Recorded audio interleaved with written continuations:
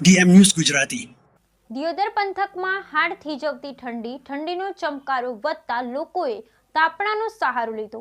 દિયોદર પંથકમાં હાડ થીજાવતી ઠંડીના ચમકારા વધતા લોકોએ તાપણાનો સહારો। વહેલી સવારે ઠંડીમાં વધારો થતા શાળા કોલેજના વિદ્યાર્થીઓ પૂઠા બાળી ઠંડી ઉડાડી રવિ સિઝનના ઘઉં, જીરું, વરિયાળું, રાયડો, એરંડાના પાકોને ફાયદો થશે। ઠંડીનું પ્રમાણ વધતા શિયાળુ ખેતીના પાકોને ફાયદો તો ખેડૂતોમાં ખુશી।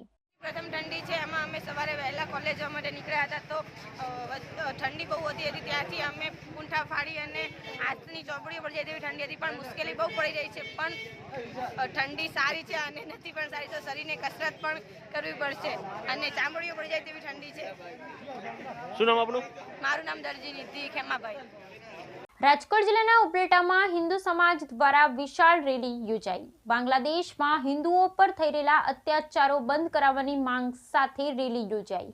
રાજકોટ જિલ્લાના ઉપલેટામાં હિન્દુ સમાજ દ્વારા વિશાળ રેલી યોજાઈ। બાંગ્લાદેશમાં હિન્દુઓ પર થઈ રહેલ અત્યાચાર બંધ કરાવવાની માંગ સાથે યોજાઈ રેલી વિવિધ માંગણીઓને લઈ અને ઉપલેટા હિન્દુ સમાજ દ્વારા રેલી યોજી અને મામલતદારને આપવામાં આવ્યું આવેદનપત્ર।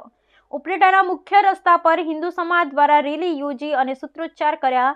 બાંગ્લાદેશમાં હિન્દુ પર થયા અત્યાચાર બંધ કરાવવા સંત શ્રી ચિનય કૃષ્ણદાસજીને તાત્કાલિક જેલ મુક્ત કરવા, પીડિતોને ન્યાય અપાવવા અને ગુનેગારોને કડક સજા અપાવવા, બાંગ્લાદેશના હિન્દુઓના ધાર્મિક સ્થાનોની સુરક્ષા વધારવા અને બાંગ્લાદેશ સાથે ન વેપારી સંબંધ અટકવાની પણ હિન્દુ સમાજે માંગ કરી। રેલીમાં વિવિધ હિન્દુ સંગઠનો અને વિવિધ સંસ્થાઓ જોડાઈ।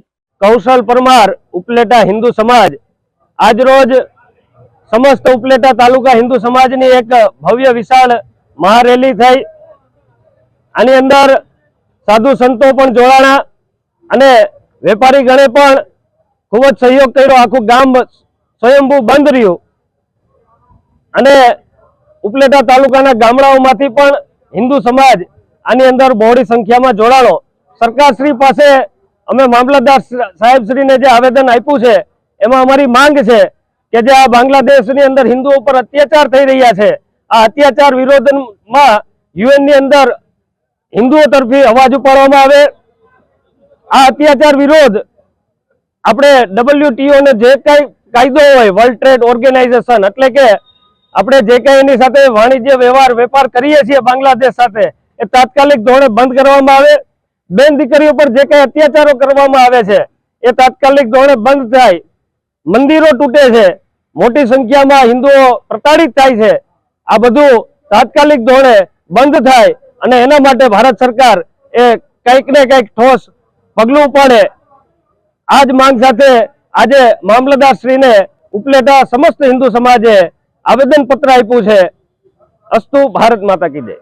રમેશભાઈ રામચંદાણી, સમસ્ત હિન્દુ સમાજ ઉપલેટા। બાંગ્લાદેશની અંદર શેખ હસીનાની સરકારના પતન પછી ડોક્ટર મોહમ્મદ યુનૂસના અંડરમાં જે સરકારનું ગઠન કરવામાં આવ્યું છે એ સરકાર સંપૂર્ણ હિન્દુ વિરોધી છે। હિન્દુઓ પર સખત અત્યાચાર કરવામાં આવે છે। હિન્દુ બહેનો અને દીકરીઓની અસ્મિતાનું લીલામ કરવામાં આવ્યું છે। નાના નાના બાળકોને પણ બક્ષવામાં આવ્યા નથી। સમગ્ર હિન્દુ સમાજની અંદર આ બાબતે સખત આક્રોશ છે।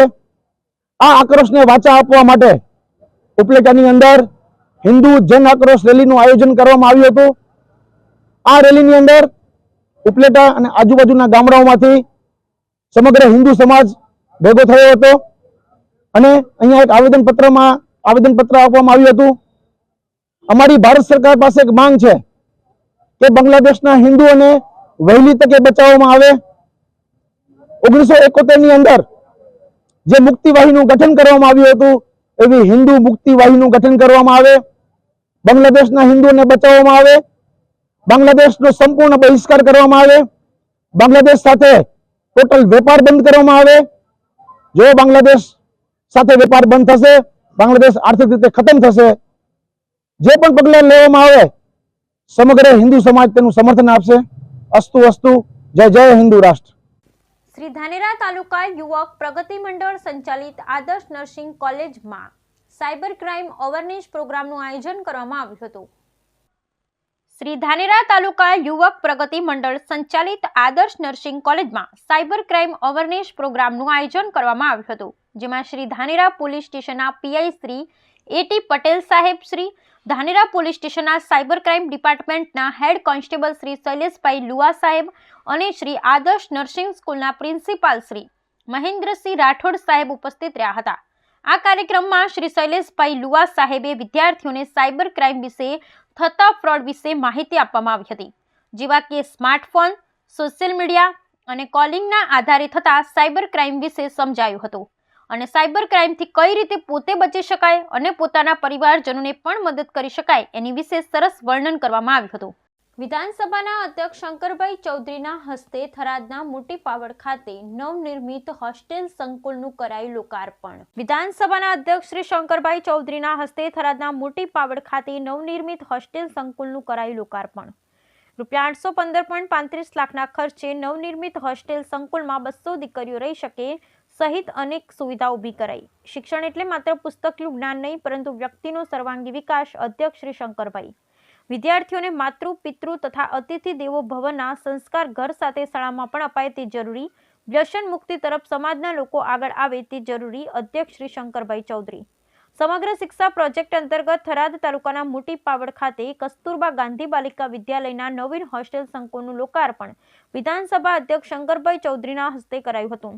રૂપિયા 815.35 લાખના ખર્ચે નવનિર્મિત હોસ્ટેલ સંકુલમાં અનેક સુવિધા ઊભી કરવામાં આવી છે.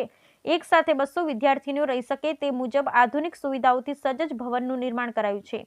લોકાર્પણ કાર્યક્રમમાં અધ્યક્ષ શ્રી શંકરભાઈ ચૌધરીએ જણાવ્યું હતું કે શિક્ષણ આશાનું કિરણ લઈને આવે છે અને શિક્ષણ થકી જ સમાજ આગળ વધે છે. ખાસ કરી વિદ્યાર્થીનીઓ શાળા છોડ્યા પછી પણ ફરી શિક્ષણ મેળવી શકે છે તે મુજબની આજે વ્યવસ્થા ગોઠવવામાં આવી છે. છેવાડાના ગામની દીકરીઓ આજે ડોક્ટર, વકીલ સહિત અનેક વિવિધ ફિલ્ડમાં આગળ વધી અને પોતાના પરિવાર અને સમાજનું નામ રોશન કરતી થઈ છે.